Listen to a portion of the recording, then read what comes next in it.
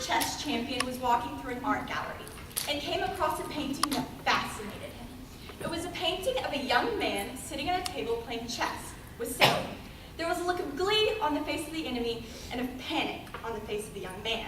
The painting's name was Checkmate. As the chess champion observed the painting, he felt uncomfortable. He noticed something just wasn't right.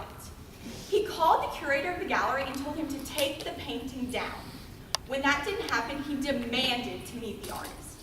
He arrived at the meeting with a chessboard and chess pieces and set up the board just like the artist had it in the painting and said, "There is something wrong with your painting."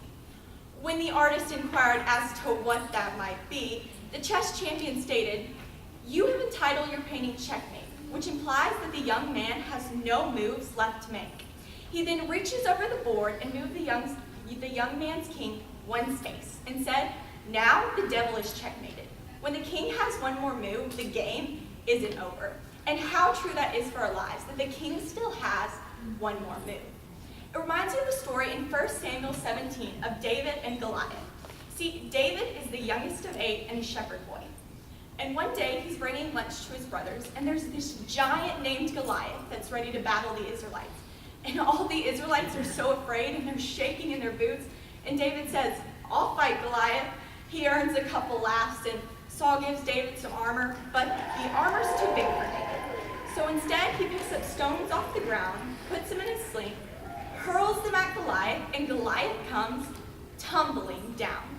My first point today is God's moves have already been planned. A few chapters before, it talks about David being anointed to be king and says that the Spirit of God came on him and stayed with him the rest of his life. If God was not with David, he would not have defeated Goliath. And being a shepherd, David had to protect his sheep, so he had to fight off lions, tigers, and bears. Oh my. All this was to prepare him for facing Goliath. My second point is God uses the unexpected move. No one would have thought that the youngest of 8 and a shepherd boy would defeat Goliath. Saul's armor was too big for David, and he killed Goliath with a couple of stones.